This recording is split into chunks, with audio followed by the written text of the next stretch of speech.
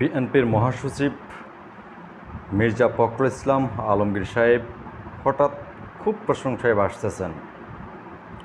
আমি বলতে চাচ্ছি যে একদিন আগের কথা। একদিন আগে উনি যখন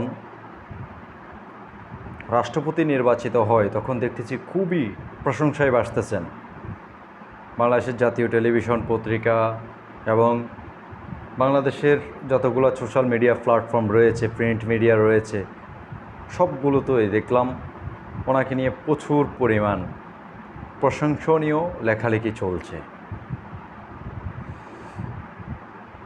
তখন একটা জিনিস মাথায় আসলো, দেখুন, যখন রাষ্ট্রপতি নির্বাচনটা শুরুর আগ মুহূর্তে আমরা যে সকল জাতীয় টেলিভিশন এবং জাতীয় পত্রিকাগুলো আছে বা সোশ্যাল মিডিয়া আছে, ওখানে দেখলাম যে ফেসবুকে পুল চলতেছে, ইউটিউবে পুল চলতেছে, অন্যান্য টিভি চ্যানেল যারা আছে ওরা কয়েকটা পুল ছাড়লো, অনলাইন ভোটিং সিস্টেম ছাড়লো।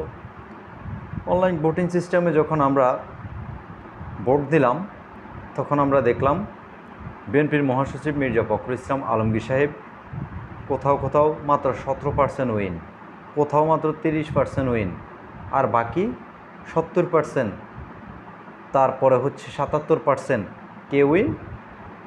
কর্নেল অলি।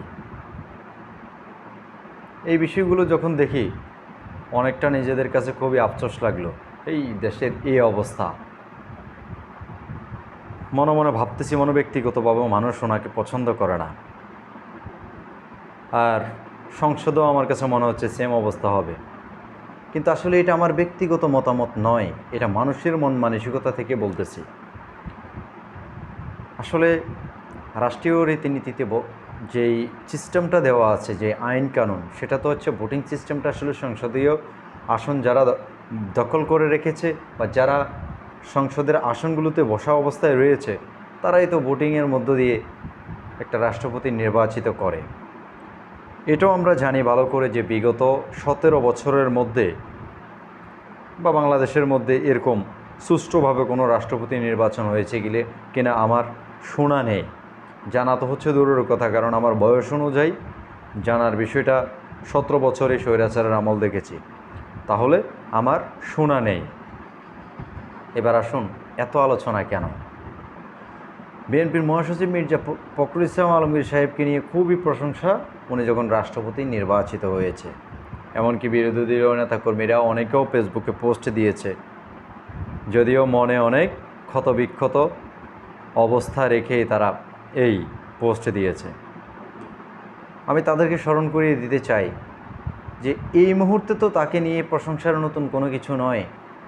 যেই ব্যক্তি 2018 সালে নির্বাচনে নির্বাচিত হয়েছে, তরুণ সমাজকে উনি উদ্বুদ্ধ করেছে যে সুন্দরভাবে সুশৃঙ্খলভাবে ভোট দেওয়ার জন্য, তরুণরা দেশের অধিকার রক্ষার জন্য সুষ্ঠুভাবে কেন্দ্রে গিয়ে ভোট দেবে এবং সঠিক একটা রাস্তায় ক্ষমতায় যারা আসবে তাদেরকে সঠিক একটা রাস্তা দেখাবে।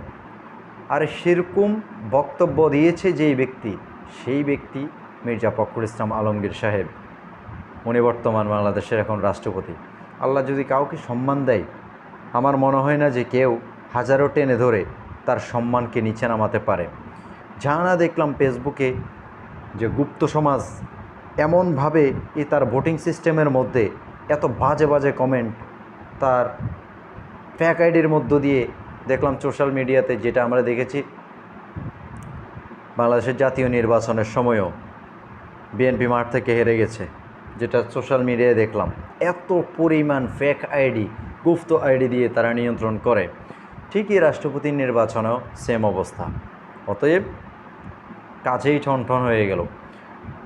আমি বলতে চাচ্ছি যে 2018 সালে এই ব্যক্তিটা নির্বাচনে উইন হওয়ার পরেও যখন ভোট কারচুপি করা হলো, যখন এই দেশের ক্ষমতার চেয়ারটাকে জোর করে দখল করা হলো, একজন সংসদ সদস্য হয়েও সে ক্ষমতার লোভ করেনি, সে সংসদে যায়নি। তার সাথে আরও অনেকে রয়েছে। সর্বোচ্চ নির্যাতিত 2018 পর থেকেই দেখে আসছি তাকে কিভাবে নির্যাতন করা হয়েছে, 11 বার জেল কেটেছে এই ব্যক্তিটা। তার পার্টি অফিসের সামনে তাকে অপমান করা হয়েছে, অপদস্থ করা হয়েছে। শুধু তাই নয়, তার নির্যাতনের হিস্টোরি যদি বলতে হয়, আমি কোড আনকোড করলে আমার মনে হয় আজকে শেষ করা যাবে কিনা সন্দেহ আছে। এই লোক শিক্ষকতা থেকে রাজনীতির মাঠে এসে আজকে তার এত সংগ্রাম, এত কিছু, বিএনপির এক মৃত দলকে সে এমন শক্তভাবে ধরেছে যেটা অন্য কারো দ্বারা সম্ভব হতো বলে আমার কাছে মনে হচ্ছে না। আজকে সেই ব্যক্তি বাংলাদেশের সর্বোচ্চ সম্মাননার চেয়ারে বসে আছেন। দর্শক, আমি বলতে চাচ্ছি যে এই আলোচনাটা করার কারণ হলো, হঠাৎ দেখতেছি সোশ্যাল মিডিয়ায় বিভিন্ন জায়গায় ওনাকে নিয়ে খুবই এখন নতুন করে ওনার পুরনো হিস্ট্রিগুলো টান দিচ্ছে। কেন এই হিস্ট্রিগুলো? উনি যেই রাষ্ট্রপতি নির্বাচনের আগে এই ফেসবুকে পুল না ছেড়ে, ভোটিং সিস্টেম না ছেড়ে এই হিস্ট্রিগুলো কি তুলে ধরা যেত না? এখন উনি রাষ্ট্রপতি হয়ে যাওয়ার পরে ওনার এত পা চাটতে হবে কেন? আসলে মানুষের মগজে কী যে আছে আমি এটাই বুঝি না। ধন্যবাদ।